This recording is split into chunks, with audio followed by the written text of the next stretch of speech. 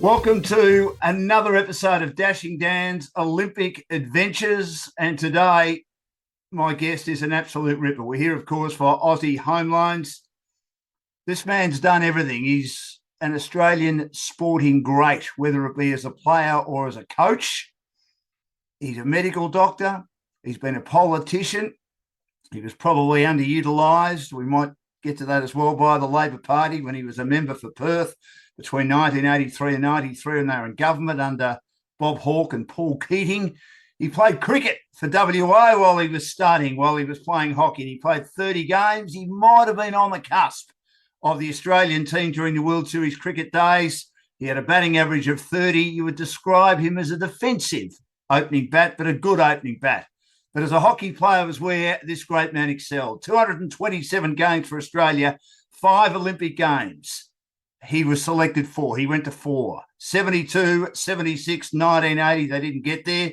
We'll talk about that a little bit later. It's, talking about the war with Ric, I hear. 1984, 1988. As a coach, he achieved everything with the Australian women's team in regard to winning multiple world championships, multiple Champions trophies, 2 Olympic Games between 1993 and 2000. Had a lot of success with the Australian men's team as well. He thought he'd retired, but he loves it so much he's now consulting the Chinese team with a former player that he coached in Alison Annan. It's a great pleasure to have on our program for Aussie Home Loans, the incomparable Ric Charelsworth, all the way from Amsterdam. Welcome, Charlie. Good to have you with us. Good to speak to you, Dan. Now, Ric, it's been a long career. If someone had said to you a few years ago after you gave away the Australian coaching job that you'd be involved in Paris as a coaching consultant with the Chinese team, what would have you said to them? Well, I would have been very doubtful about that. You know, I had a job and was on the way, if you like, to Rio, but I thought that my younger children were still at school. You know, did I want to do that 24/7 for another couple of years? And I made the decision to not continue. I think it was the right decision for me at the time, and it's always a good thing for a team to be refreshed. So I wouldn't have thought this would be happening now, but here I am. What's your role with the Chinese team? And this is probably a silly question because you wouldn't be doing it if you didn't enjoy it. How much are you enjoying it? Well, I'm assistant coach. Well, assistant coach, all care and no responsibility in some ways, but you try to add value where you can, and there are a range of things that we need to do. We've climbed from 14th to sort of 7th in the world. We're sitting 4th on the Pro League just at the moment. We've been making a lot of progress. Whether it's enough to be in the main games in Paris, we'll know in a month or two.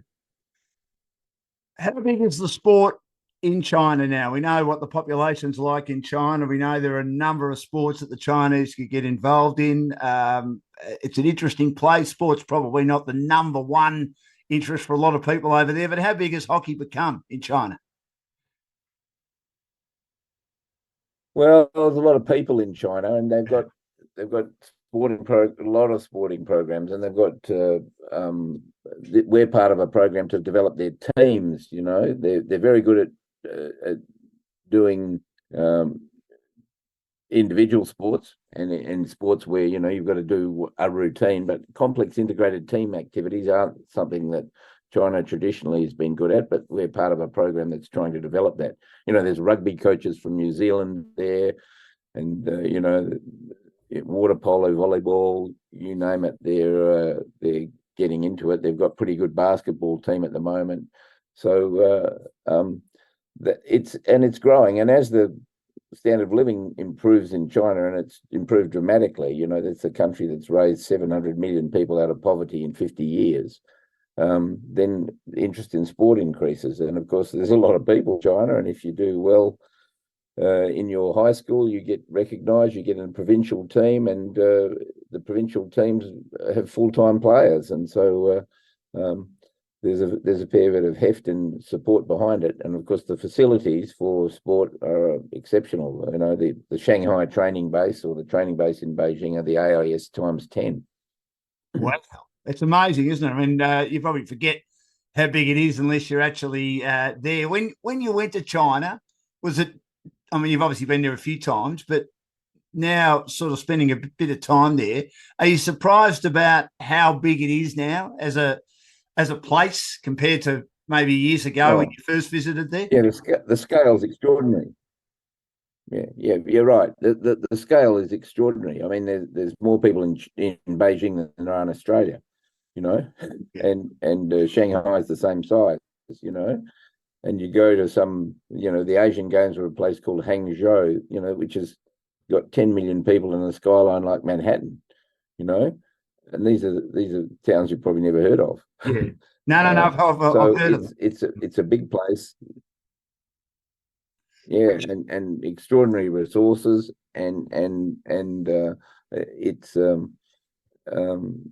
it's it's moving at a pace which is pretty staggering. You know, we could talk about the geopolitics, which is very interesting, but in sport, you know, they win more medals at the Olympics than any other country because it's about money and numbers, and they've got both of those things.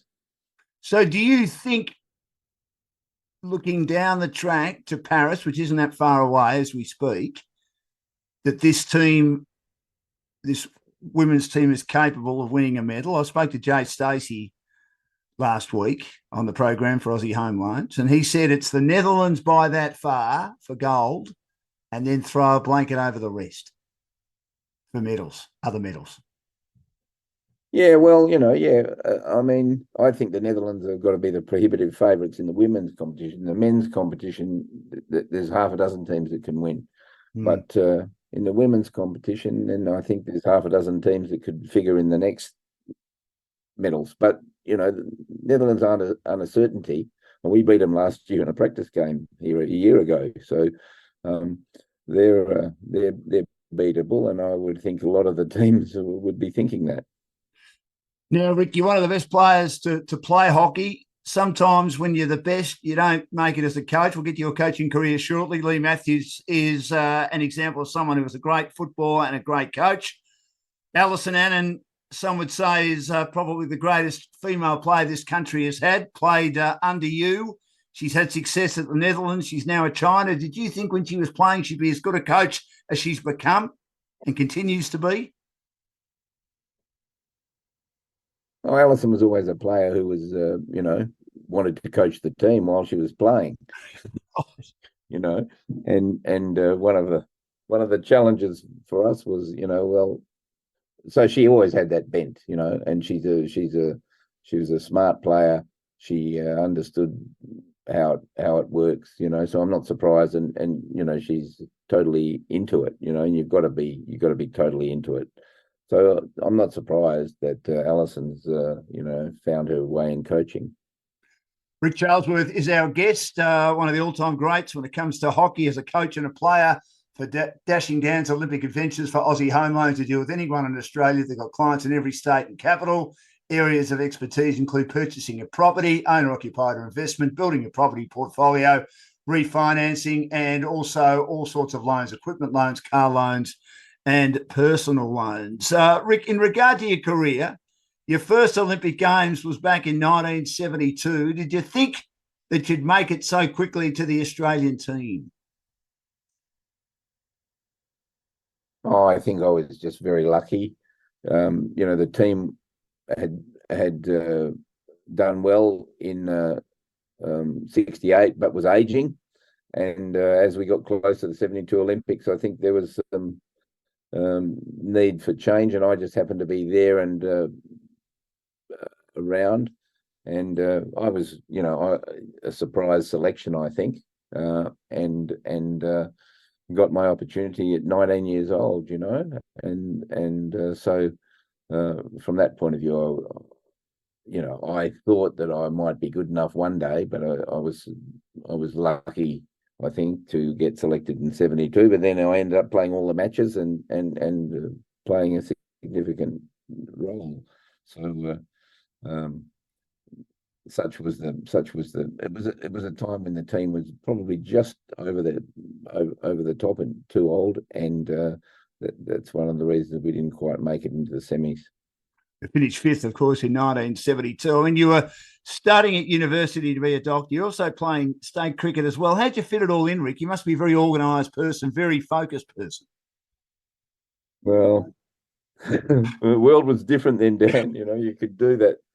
I think it wouldn't be conceivable these days.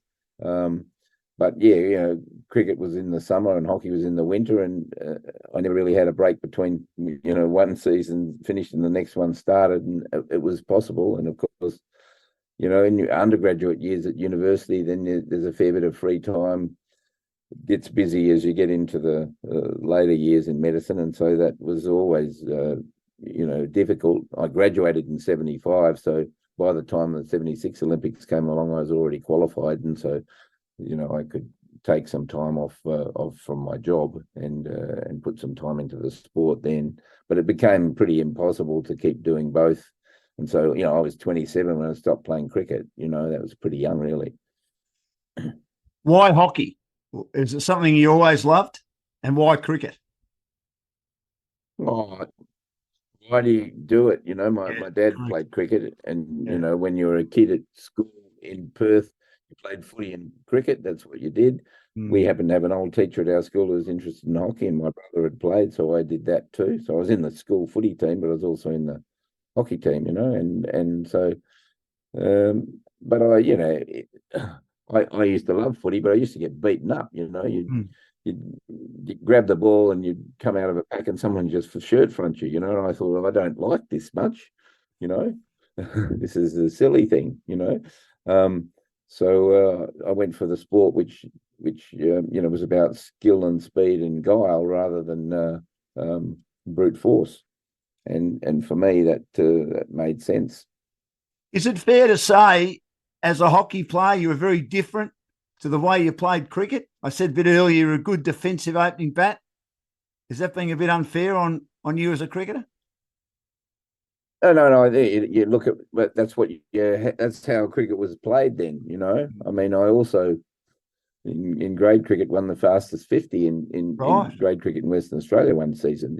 So, but like you never played that way because that wasn't done.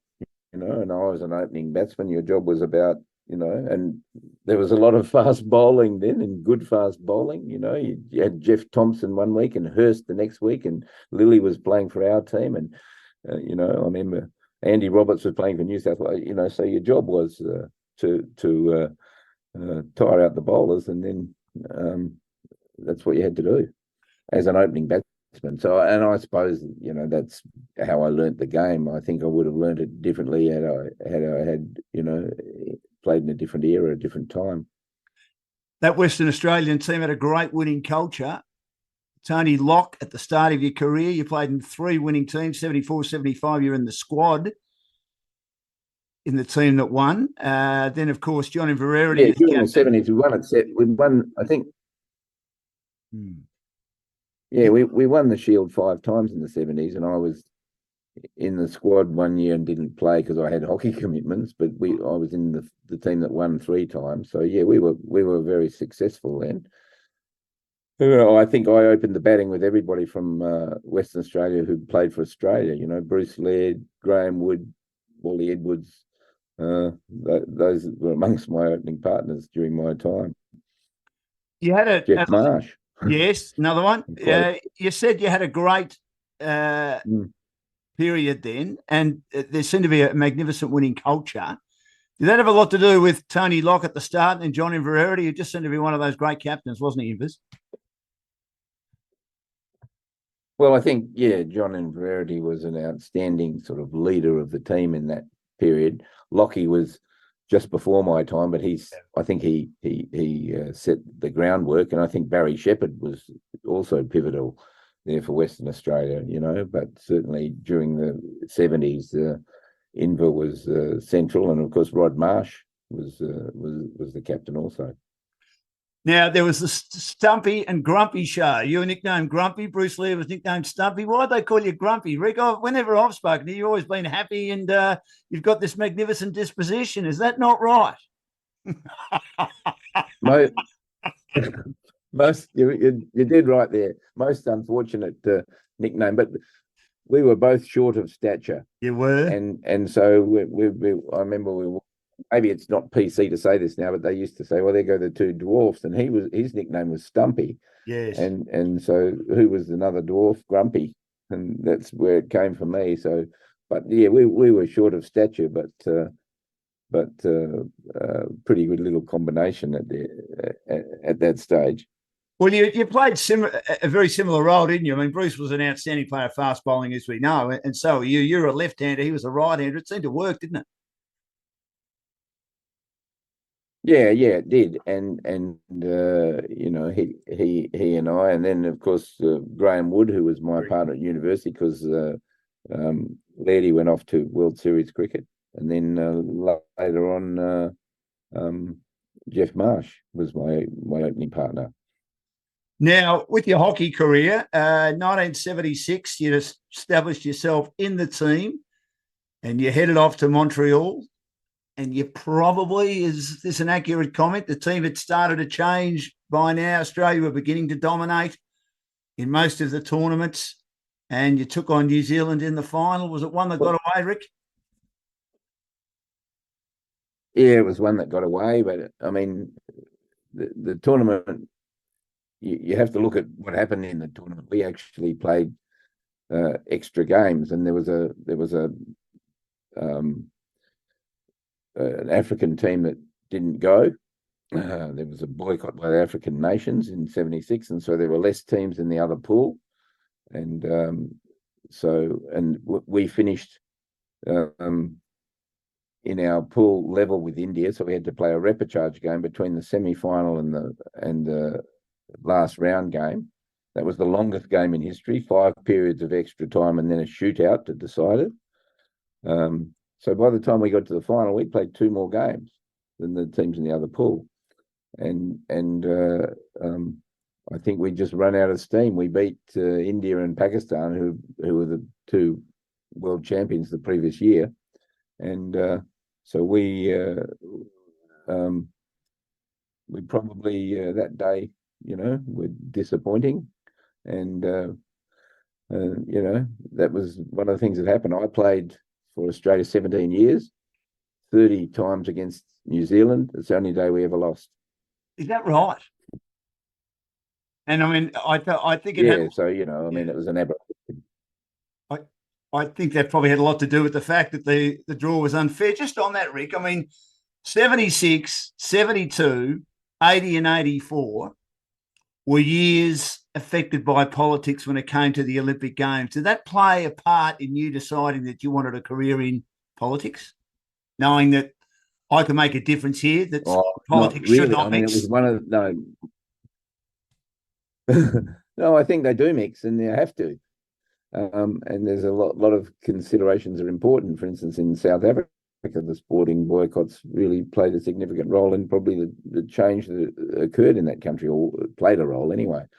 But I think that, I mean, what catalyzed me in my political view was the Vietnam War, and the fact that as a student at university, then we were faced with the prospect of going to fight in Vietnam, a war which I didn't believe in. I thought it was foolish, and was established on the basis of a lie, and I think history's proven that to be the case. And then we, you know, a couple of decades later, we go into Iraq in the same way. So I think that that was the thing that sort of catalyzed me politically.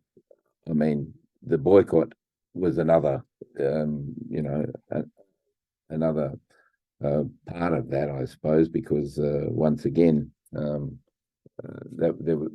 the politics, if you like, interfered with the sporting competition, and that was something that, well, our team had become very good. You know, we were silver medalists in 76. By 80, our team was, I think, at its peak, and we didn't get to compete. That was pretty frustrating. Yeah, I'll get to that in just a second. You were winning everything by then. I mean, you seem to everyone seemed to be, as you say, peaking and at the right age. Ric Charelsworth, Australian Olympic great in coaching and also playing in hockey, is my guest on Dashing Down's Olympic Adventures for Aussie Home Loans, who deal with anyone in Australia. They've got clients in every state and also capital city, and they do Zoom as well. So to 1980, as you said, Rick, you won everything. You were the red hot favourites. And of course, there was this kerfuffle. Malcolm Fraser felt that the Prime Minister at the time, Australia should boycott because they should be aligned with the USA over the Iraq situation and Russia's invasion of Iraq and the gains of Moscow. Again, this is where I don't think sport and politics should mix. As we know, the AOC voted. John Coates and a couple of other younger officials at the time or sports administrators got into the ears of the conservative members of the Australian Olympic Committee and they voted in favour of it. But then, of course, there was a loophole that allowed sports to pull out if they wanted to, and hockey pulled out. I get a feeling that you're still very disappointed about that because, as you said, you reckon that was the one. Well, you never know. I mean, anyone who competes at the Olympics gets one or two chances in their lifetime, perhaps, But our team was very good. It had been selected. We all worked very hard to get the AOC to make the decision they made, which was a very brave one back then because the government was against it. And then, unfortunately, the vice president of the Australian Hockey Association was the brother of the principal private secretary of the Prime Minister, and so there was a connection there that was pretty strong, and they prevailed on Hockey Australia to make a decision not to go, which we were bitterly disappointed by because Australian athletes went, but in our sport we didn't go, and that was crushing really because you spend your 4 years preparing for that big event, and when we didn't get to compete, it was very disappointing. Did you try and fight it, Rick? I mean, as one of the more experienced players by then, it was going to be. Yeah. I was in the vanguard of those who were fighting against it, but given my experience later on, there were things that we could have done, perhaps, but. And I know water polo, for instance, went because they got support from outside for their team to go and compete. They did. And as I said, our team had been selected. The athletes unanimously were keen to go. And the irony is, of course, that the struggle wasn't Iraq then. It was Afghanistan, and it was because the Russians had invaded Afghanistan. Well, you find a few decades later, who's in Afghanistan this time? Well, it was us. So not much has changed, has it really? Well, no. If you look at geopolitics, and you look at the British, they tried to get to succeed in Afghanistan a century earlier, or more than a century earlier, and they failed in the same sorts of places that. The West failed and the Russians failed. And it's, it seems like a timeless lesson. It's pretty hard to occupy someone else's country, and countries keep trying to do it. Pretty nutty. Now, by 1980... We're seeing it, we're seeing it in... Keep going, Rick. Sorry, we're seeing it in Gaza at the moment, We're seeing it in Gaza at the moment, and the occupied territories in the West Bank. It's still a hot spot, 70 years on from Israel beginning as a country, and the geopolitics, I think, is pretty scary. Do you think it'll ever change in our lifetime? Oh. You think we would learn the lessons, but I'm not sure that we ever do.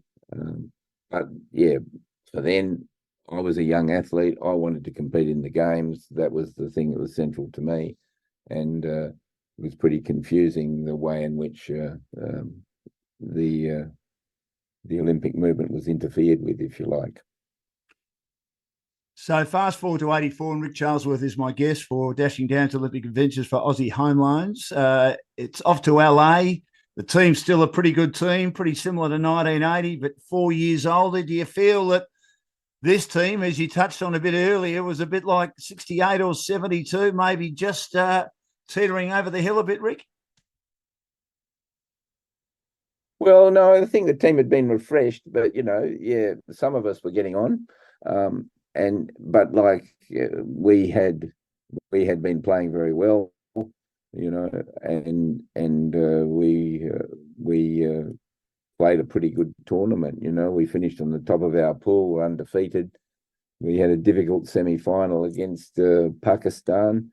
These days we have video referral. We lost the game on a ball that was hit outside the scoring circle. So that's the sort of thing that can happen, in a low scoring sport like ours. One or two significant events can make a difference. It was a tough struggle, that day. It was a hard game. Pakistan were very, very, they were very good. But it was just one incident that decided it. That was very, very disappointing, and so you find that's, if you like, the way a career can go. And you lost the bronze medal as well to Great Britain. Did that play on the team's mind, knowing that you might have been, for want of a better expression, cheated out of that semi-final unintentionally? Oh, yeah, you can't say we were cheated out of it. I mean, we thought it was an illegal goal, and the umpire made a split decision at the time, as they do. Nowadays, as I say, you go back, you refer it, and you would see it was hit from outside the circle, wouldn't have been a goal. Game would have gone on, and who knows what would have happened. But that's the reality of sport. I'm glad that we have the capacity these days to at least make sure that clangers don't occur. So that's an improvement and a development. But yeah, we played a good game in the bronze medal game. We had 18 penalty corners, the other team had 2, and we lost the game. That's just one of the aberrations that occurs from time to time. But it was like, it wasn't supposed to be, almost, you felt, after that match. On that, Rick, I mean, the Australian men's hockey team, certainly in my lifetime, have dominated Champions trophies, dominated World Cups, been the best team in the lead up to the Olympic Games, and just one Olympic gold medal, multiple silvers and bronze, and a lot of 4th placings as well. Why do you think there's been an albatross around their neck, their inability to win more gold medals, when they've clearly gone into most Olympic Games, in my lifetime anyway, as the favourite? Well, I don't think they've ever been the favourite. They've been amongst the favourites. And this year's men's competition, they are amongst the favourites. But I believe there's 6 teams that could win it, and it's a very even, close competition. And only one team comes away with it. I mean, for instance, a team like Germany, which have got a good Olympic record, never won the World Cup until 2006, I think, or something. They went for many decades unable to win the World Cup, and I think that just that it can be like that. I mean, at the last Olympics, our boys played pretty well, and won in the final, lost on a shootout. I mean, the difference between winning and losing when it comes to a shootout in the Olympic final is nothing. So, it happens like that sometimes. We should have won in 76, I believe, and that, we messed it up, for a variety of reasons. So, but in 92 they played in the final. But at that level, everybody's good. And when it comes to, as I said, a low-scoring game like ours, 1 or 2 incidents can decide it. Australia's got a better competitive record in terms of getting to the semi-finals than any other team in the world. They should have won a couple more, perhaps, but And had they done so, then everyone say, well, look at that, that's fine. But you don't win them all. You know, you have those upsets, and at that level, there's little between the best teams in the world. Back in 1976, I've just been thinking what you said about the fact that the Australians played more matches in 1976 than obviously New Zealand and most of the other teams. I mean, did you know going in that was likely to happen? And I mean, it's very different in those days. Not really. No, well, no. The African boycott occurred just a couple of weeks before. Right. And 36 countries didn't go to Montreal. Right. From Africa, and so that there were less teams in the other pool. And then these days, they decide who goes in the semi-finals on goal difference. In those days, if you're level on points, you had a repechage game. Right. So there was a different set of rules. So that added extra matches, and that was in between the last round game and the semi-final. And then in the semi-final, for instance, we beat Pakistan 5-1, who had beat Pakistan 2-1, but Pakistan had beat New Zealand 5-1. Yeah. New Zealand won the gold medal in the end with a negative goal difference. That's never happened before in the sport. So you have these aberrations, if you like, and sometimes it works in favour of someone, and sometimes you get disappointed. Now, in 1988, Ric Charelsworth is my guest on Dashing Down's Olympic Adventures for Aussie Home Loans, who can deal with anyone in Australia. They've got clients in every state and capital city, and they've got over 25 lenders on their panel as well. You were 36, Rick, which is, I suppose, veteran stage for a sportsman, young for a person. Obviously, in life, you were halfway into your political career as well. So you're a busy person with a young family. One last shot at it. A new team was really starting to take shape. A young Jay Stacey had come into the team. Warren Birmingham was in the team. Mark Hagar. Did you feel this team was good enough? And did you know this would be your last shot at it? Well, I always thought our team was good enough to win at these competitions, but we were a bit unlucky. We lost 3 players in the month before the Olympics through injury, which took the gloss off the team, in my opinion. 3 very, very good players who had been important to our team. Dean Evans, Peter Hazlehurst, and Grant Mitten, who were all substantial players in the team and been in our World Cup team 2 years earlier that had won in London. So losing those 3 teams in the month before the Olympics through injury took the edge off the team. We were undefeated again, but in the semi-final we lost in extra time to Great Britain, who would go on to win the gold medal against Germany. So we were good enough to win, but not quite good enough to convincingly win. And when I became a coach, one of my views was that you had to be 15 or 20% better than the other teams if you really wanted to be sure to win in our sport, because there are so many vagaries. You can dominate the game and lose. In an AFL footy match, if you have 25 shots at goal and the other team has 15, you don't usually lose. But in hockey, that can happen.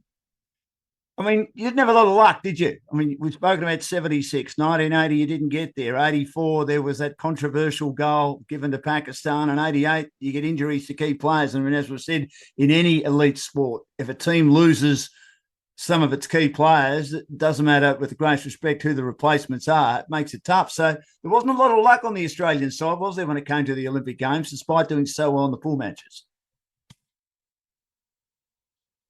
Well, yeah. Well, I think the pool matches, this is a hard medal to win at an Olympics, a hockey medal, because you can play for 10 or 12 days, be undefeated, and then it can be over in a thrice, But like if you run the 100 meters, it's over in 10 seconds. So that's one of the things that happens in sport, I reckon. But it's a long distance race, the Olympics in our sport, because you start at the beginning of the games and you're playing right up till the last days. Now, your political career ended in 1993. You retired in that election, the unwinnable election at the time for Labor. Of course, history will tell us they went on to win. You had 10 years in politics. I would have thought, Rick, you're unlucky not to be a minister. I think you felt you're unlucky not to be a minister. Do you know why? Were you not in the right faction? Did Hawke not rate you? Did Paul Keating not rate you? Sorry. It's pretty. No, I think it's pretty clear that, like, I got in when we won in '83, and I was 3 years behind all of the people who'd got in the previous time, and they got into the ministry, and they were part of the ministry, and they were young and capable, and I was part of what I very proudly think was a very, very good government. And we did a good job. We managed the economy. We installed solidly Medicare. There were new trade practices. We floated the dollar. There were lots of things that the government did that were things that we can be proud of, and much of the change that occurred during that time has been sustained. But I was, if you like, behind a lot of those people. They were contemporaries of mine from university, but they were a few years ahead of me, Kim Beazley and John Dawkins and Peter Cook and people like that. And so, I was happy to bide my time and be learning. But over a period of time, I think your team needs to change and you need to refresh it. And when I no longer was playing sport, I was enthusiastic about advancing in the government, but those things are difficult. I was in a faction which was already overrepresented. We had like 30% of the ministers, only 25% of the votes. So right. We, in fact, after the '90 election, we lost a member in the ministry, and so that was a period where I was hoping to progress, but wasn't able to. Did you go to Bob Hawke, considering he was your boss, and say, now, boss or Prime Minister, I need time off to go and play at the Olympics? Because he loves sport, didn't he? I don't think Paul Keating loves sport, and he probably didn't even know you played sport. But during respect to him, but Bob loved it, didn't he? Oh, at the beginning, yeah, I had a supportive boss, and I was very lucky. But like, it was always, when I got elected, I was going to be competing at the next Olympics if I got selected, and I didn't look beyond that. And of course, yeah, the Prime Minister was supportive, and the Olympics occurred didn't occur during the Parliament sitting, so there was no issue there. I only travelled overseas 3 times in the 5 years I was in the Parliament and playing sport, and the team went, I think, 14 times. So I didn't do all of the fulfill all of the requirements. I wasn't always available because I had other duties, but I had a supportive boss. There's no doubt about that. And of course, then after I finished playing, there were changes occurring anyway. I was a supporter of Paul Keating in the challenge, and because I thought, as I said, things needed to be refreshed. Yes. And I think that's important. You look at any football team, it's continuously refreshed. No one, one of the worst adages in sport is you never change a winning team. That's really completely ridiculous. Of course, you make the team better any way you can all the time. So when you yeah, I was just going to say, Rick, sorry. When you decided that was it for you in politics, is that when you thought, I'd love to do coaching? And is that how the women's job came up? No. Coaching was never even on the radar screen. My plan was to go back and practice medicine. I was arranging to do that. I made a lifestyle choice. I could have, my seat was safe. It's still held by the ALP, the seat of Perth, and it was marginal when I started, but it had become safe. And my plan was to go back and practice medicine. I made a lifestyle choice. My children were growing up. I wasn't seeing them. It's very difficult travelling back and forth to Canberra on a regular basis, like you do in the parliament. And I made a lifestyle choice in '92 that we're probably going to lose at some stage. Do I want to sit in opposition for 10 years? Am I willing to wait? And no, I'll go back, and that was my plan. So I had no aspirations about coaching. I fell into coaching quite accidentally. Well, explain how that happened, Rick.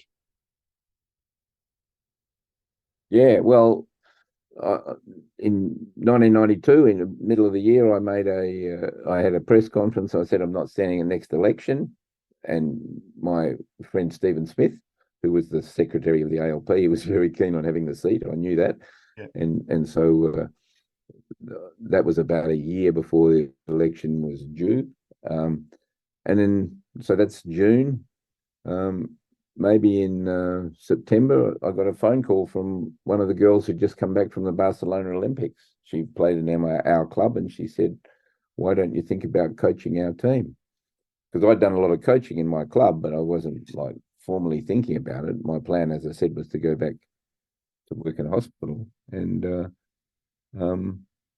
she said that, and I thought about it, and why not? I may as well apply.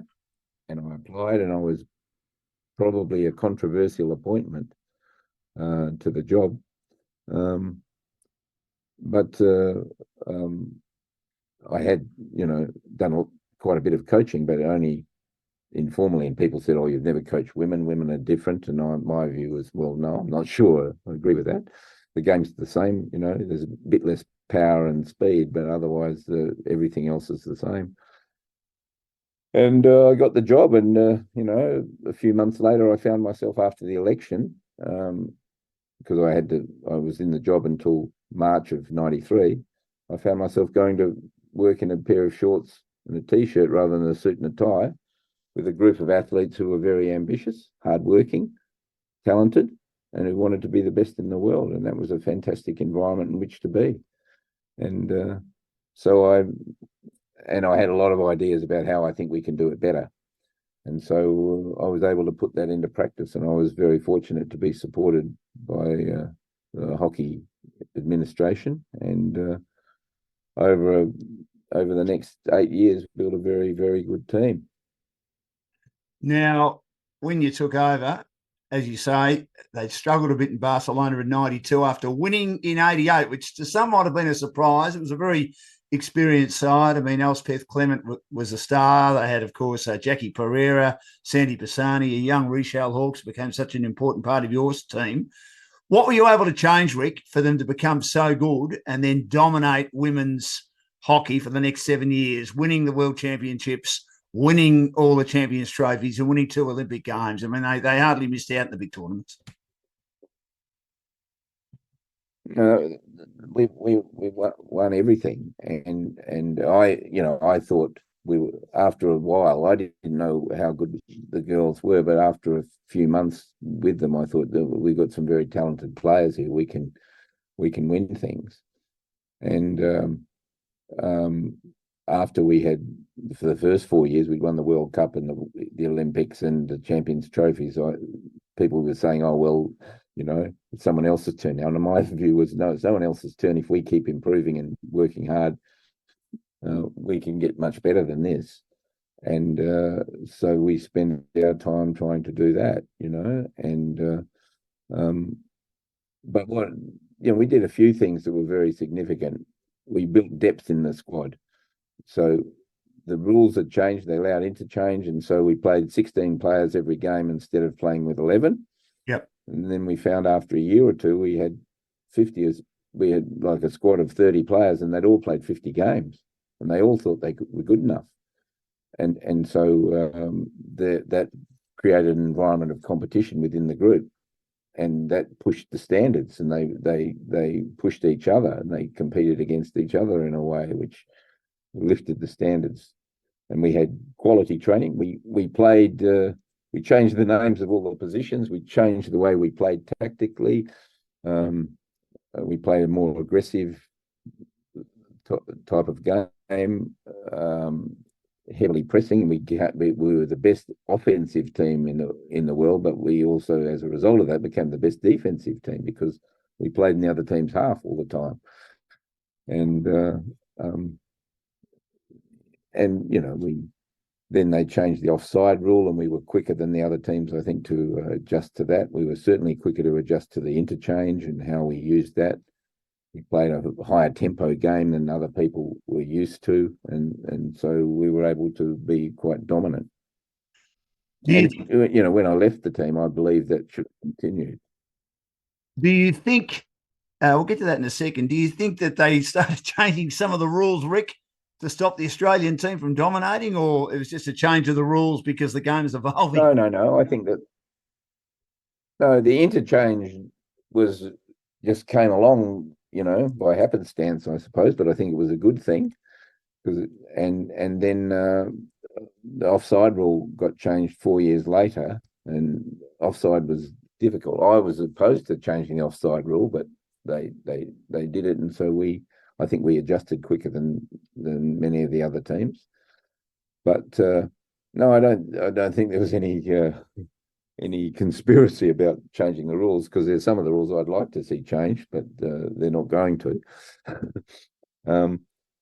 But I just thought, we were creative in that way. We started to use as important part.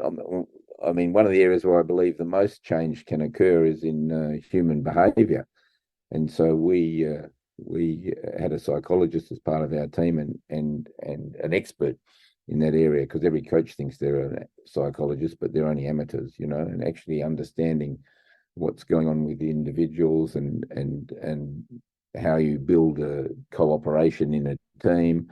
Those things are some of the hardest things to do, but if you do them well, you make a difference. I mean, for instance, we didn't have a captain for our team.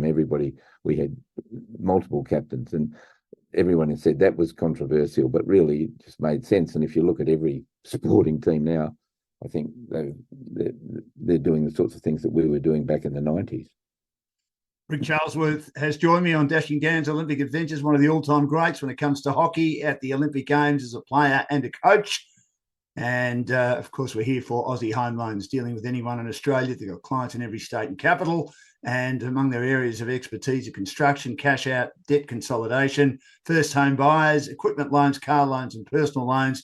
And they've got over 25 lenders on their panel. So you were keen to go to the 2000 Olympics. The fact it was in Sydney, did you feel more pressure, Rick? Or knowing you loved the pressure? Well, but there was a lot more. There was more pressure than ever before, because there was a great expectation then. It's easy when you're underrated. Everybody likes to be underrated, but once the expectation is that you should do well, then that becomes something that you have to manage, and can be difficult. And so going into Sydney, there was a lot of that. Even to the extent that, like, someone like Rochelle had to give the oath at the opening ceremony. I mean, there's a big event for an athlete, having to stand out there at the opening ceremony and recite the oath. That sort of thing that brings lots of pressure to individuals, and there was an expectation for our team. Lots of people, you'd run into them and they'd say, "Oh, we've got tickets for the final." Well, we've got to get there first. That takes sort of 10 or 12 days before you know you're there. And so there was a lot of that sort of expectation. But I think, we had to manage it. And indeed, we played slowly at the start, but we built into the tournament, and we played some of our best hockey at the end. As you said, you're a believer in changing the team around. There were a lot of, in doing my homework on this, there were a lot of different names in the 2000 side compared to the 96 team. This is probably a hard question. It's probably asking, which one of your children do you love more? Which was the better team? Which was the more talented team? The 96 team that won in Atlanta, or the 2000 team that made it back-to-back in Sydney with a pretty different side? Yeah, it's always hard to say, different era, some of the rules have changed, things. I think that sporting teams generally are progressing all the time. The players of today much better than the players of 30 years ago.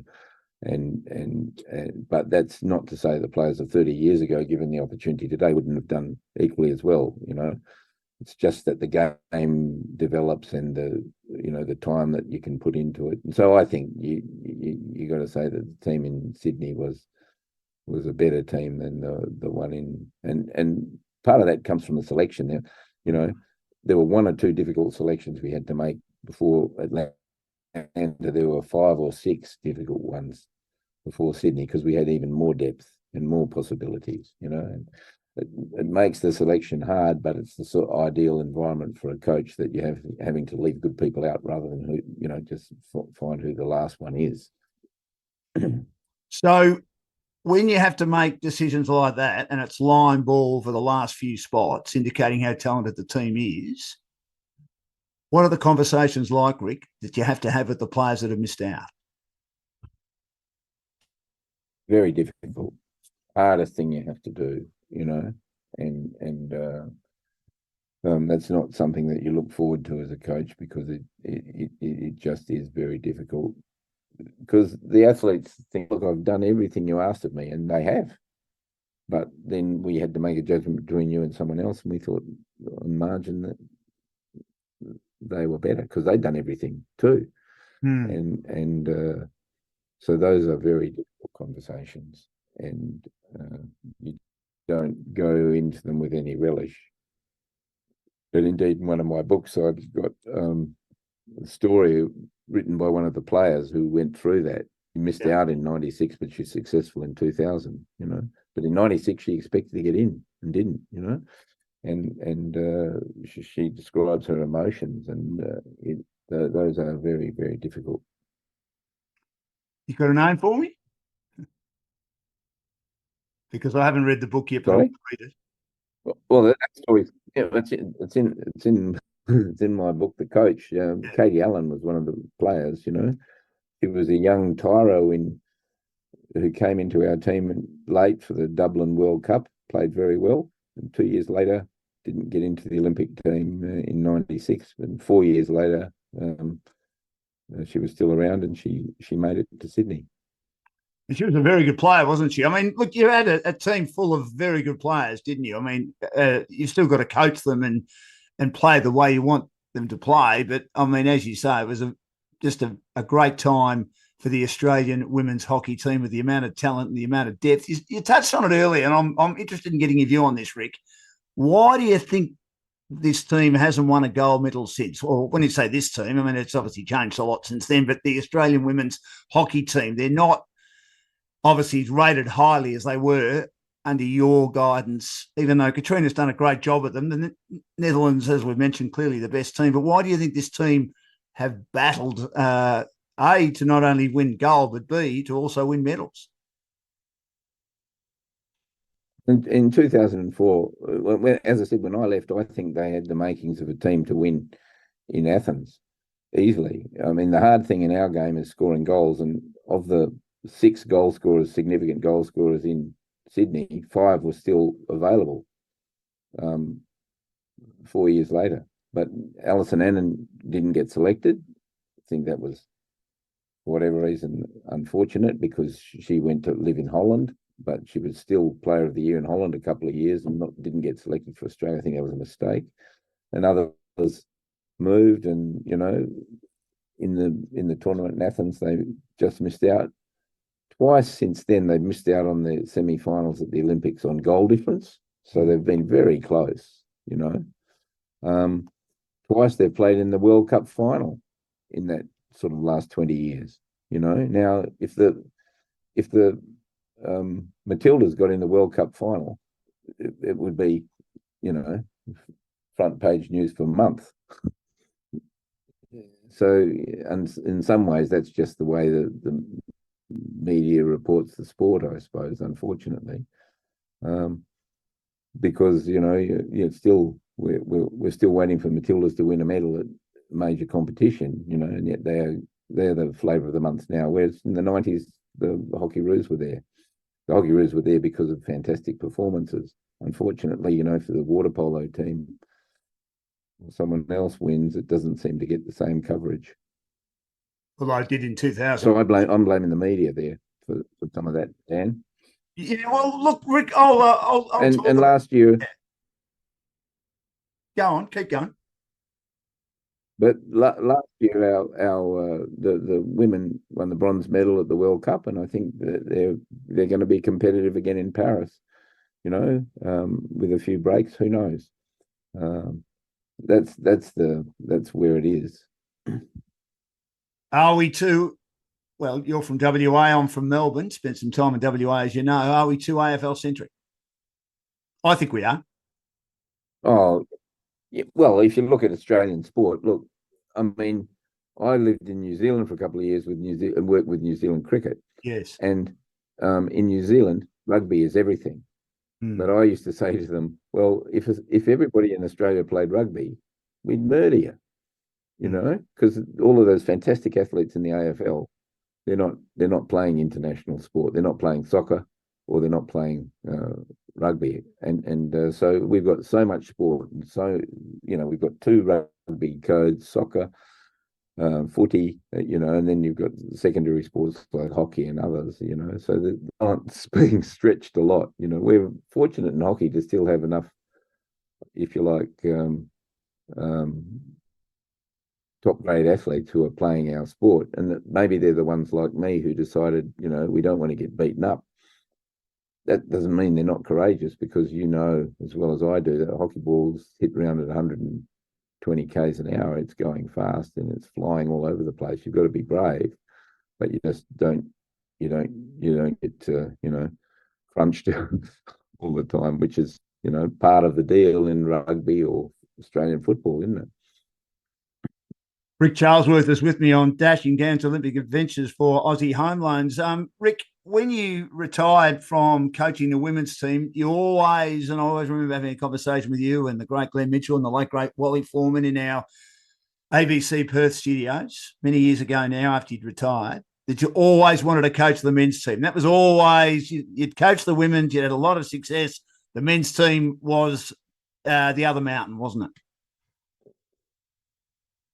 Yeah, well, they offered me the job straight after Sydney, and I needed a break, and so I did some other things. I was with the AFL footy team. I lived in Italy for a year.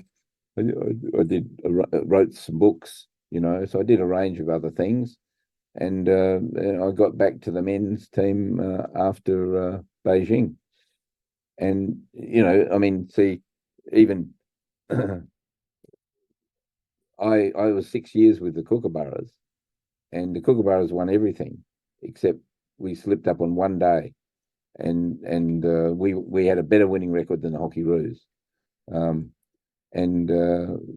that's the thing that you get remembered for if you're in the Olympics. Unfortunately, we lost in the semi-final in London, But I mean, when people ask me what do you think's the best thing about your coaching legacy, I think it's that we won the important matches, during my career as a coach, in the World Cup, the Olympics, the Champions Trophy. When it came to the semi-final or the final or the major matches he had to win, we won 24 out of 25. Wow. And only one day we slipped up, but that's the one that people seem to remember. Can you remember why that happened, Rick? And do you still think about it all the time? Yeah, I know why. Yeah, I think we made some mistakes. It started a year before. We got some things wrong a year before, and I didn't think in the end, when tested that day, our culture was disappointing. But we only had 5 shots on our goal for 4 goals, and they were all savable. So I think that was a frustration for me. There's some things that we didn't do in the preparation that we would have done that would have made a difference, and those things always come home to roost, on the big day. So you're obviously a bit annoyed that, as you say, people say, well, this is a team that dominates everything, as we've spoken about, the Australian men's hockey team, but just can't win many Olympic gold medals, bar 2004 under Barry Dancer.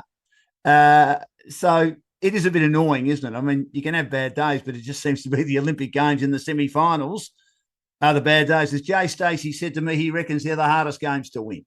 He played a lot of hockey, over 300 games, and said the semi-finals at the Olympic Games were the hardest games to win. Yeah, well, and I think, I think the semi-final, the final's in some ways easier. I'm not sure why, but I suppose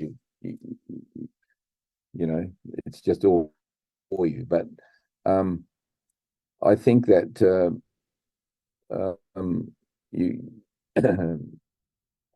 you have to be able to play well that day. One of the great mistakes that's made is that people don't play aggressively that day. They wait to see what happens, And my view was always you have to play aggressively in that day. But as a player, we won about 50% of those matches. As I said, as a coach, the thing that I'm proudest of was that we won 24 out of 25. And I think that was because we prepared well and we probably worked very hard at developing a team that was 10%, 15% better than the other teams, because it's easy to be a successful coach if you've got a good team. The bit that I'm proudest about my coaching record is that we were sustainably good over a long period of time. That's something that not many teams do. You were ahead of the field a bit too. I always remember when I interviewed you at the 2009 Champions Trophy in Melbourne at Royal Park there. Beautiful venue. And you were the coach, but Graham Reid was coaching the team for that tournament. You were already starting to look at a plan down the track about who might be the next person to replace you. And it was still reasonably early days in your time as coach of the Australian men's team. You're always looking for that advantage, aren't you, Rick? That's always been something in you. Is it something you were born with, or is it something that you developed over the years? Well, I think there's a couple of things there. I mean, if you're going to coaching, used to be okay. A long time ago, was even you had the captain coach. I mean, but then it became this thing. Okay, this person's the coach of the team, but they always needed assistance, and you need a relationship with your athletes, and you need a collegial approach to how you go about it, because there's too many moving parts in a team when you break it down. So your assistant coaches have to own stuff, and they have to, if you like, be being developed all the time, and they have to be people who will challenge you and ask hard questions, and you have to have if you like, an environment in which there's a hot spring of ideas. And so I always tried to encourage that. I want people as my assistant coaches who want my job, and who believe they can do it, and who have their own ideas, their own thoughts, and are going to constantly challenge you. If you have that environment, you're willing to work in it, then you will have a hot spring of ideas, and you'll have lots of innovation and change occurring. And I think that's important. That's one of the things that enables teams to sustainably be good. And that's the environment that I always tried to coach. And I thought that, sometimes you sit up in the stand rather than on the bench because you're wanting to see another perspective, but you constantly you've got your hands on the wheel, but you're also giving freedom to other people, and you're developing them. And I think that's a good environment. And if the athletes see that, then they understand that all of these people are contributing. There's not just one voice. There's a range of voices that make a difference. And in the same way that you better be listening to the athletes, because they're the ones on the field who have to put things into practice, and they have to make decisions and judgments. And most of the important decisions and judgments made in the game are made by players on the field, not by coaches. So they have to own the tactics. They have to believe in what's going on, and they have to share and cooperate. And if you can develop cooperation, then in team sport, you're well on the way. What did you learn and I really appreciate your time. I won't keep you for too much longer because I know you're in Amsterdam, and it's one of the most beautiful cities in the world. You need to get out and about and sightsee, I would have thought, Rick, before you. I think you're heading away again tomorrow, aren't you? So there's always something going on, isn't there? I'm jumping on a bike. Yeah. Oh, very I'm good. jumping on a Well, bike this afternoon. oh, you enjoy that. Just before I do let you go, what did you learn that helped you in your coaching when you became involved with the New Zealand cricket team and the Fremantle Dockers AFL football team? Well, I got offered a job by the Eagles and the Dockers, and I took the Dockers because I thought they were a basket case at the time. I thought it'd be interesting to see what's going on here. Unfortunately, over the 2 years I was there, we had 3 different coaches, so there was never any stability, and we didn't get an opportunity to actually build something. New Zealand cricket was interesting because they had a high performance centre just out of Christchurch, where the weather was best, and they were trying to build a new, if you like, team. And indeed, the boys that have been in their successful team over the last years were in the under-19 team when I was there, and we played a significant part, I think, in developing them. An under-19 team got to the finals in the under-19 World Cup. They got knocked over by India with Virat Kohli, but the significant players in that New Zealand team now were in that group, and I think it was another sport and there was another environment. I saw what was happening in rugby there. The rugby people and the cricket people were pretty close, and so there were lots of lessons to be learned about how they went about things. And I think the problem with New Zealand was there was a sort of attitude, well, it's enough to play for New Zealand, whereas I felt like the attitude of the Australians was, well, we want to be the best in the world. We just don't want to be playing Test cricket. We want to be the best team. And I think I hopefully tried to change that in a way in which the New Zealanders had that approach, which was their approach in rugby, of course. Always has been. Did you, when you saw Virat Kohli play, did you think we've got a special player in our hands here? Oh yeah. But I'm trying to reach for his name now. The captain of the New Zealand team, Kane Williamson. He was a young boy Kane was a boy in our team. Southey was in our under-19 team. Those players were there then, and Kane Williamson was this wonderful young player in the under-16s when I first got there. You could see that he was going to be special, and of course, India always had some special players. Watching from afar, Rick, looking at the Australian cricket team now, Justin Langer got moved on because the players didn't like his style. We seem to have to treat our athletes a bit differently. And the younger they are, the generations change, and they don't like fire and brimstone.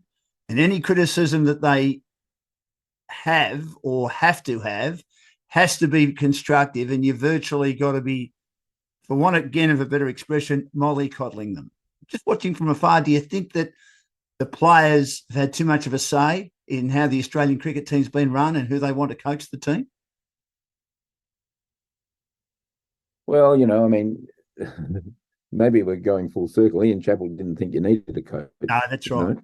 And my response to that was, well, either cricket's wrong or every other sport in the world's wrong, and I think that you do, and there was a place. And of course, Darryl Foster as coach of Western Australian cricket was an innovation back in the 70s, but it took the load off the captain, and it allowed, but as I said to you, the players have to own the tactics. They have to own the way of playing because they're the ones who put it into effect. So whatever you're doing as the coach, you've got to have a relationship with them, and one that shares information. And the great innovators in sports aren't coaches, they're the players, because they're the ones who come up with new ways of doing things. I mean, someone decided they were going to play with the back of the bat, and it became a thing, didn't it? And I think that so that's always the case. But then a coach has a role in the philosophy and the narrative of the group, and you see that with the England cricket, with baseball. That's definitely something that has been influenced by the coach. Again, he was one of our players from New Zealand way back in the day. So I think that both of those things have got to happen. Are they mollycoddled? Yeah, you got to be careful. I mean, if you look at the most expensive sport, one of the most expensive sports in the world, like soccer, I mean, the coach gets changed, not the players, because of the salaries and all of the things that are going on there. And that seems pretty strange to me, because the players have got to be part of the deal when it comes to what the results were. But your team goes badly for a few games and we change the coach. That seems like a pretty nutty solution for me. But I think that coaches have to be sensitive to where the athletes are, but also there's hard messages that you need sometimes. And we got the balance right on that? I'm not sure that the balance is right, because there are times that you have to say difficult things, and players have to hopefully be able to accept that. Of course, you don't bully people, but also that one of the strange things that seems to be a case is now people are always anxious. Elite sport's about being at the edge, being under stress, being challenged, and my belief for a long time has been that you have to be able to handle the pressure to be able to compete at that level. And so pressure and anxiety is part of the deal. And if you're not willing to put yourself in that situation, then maybe you go and do something else.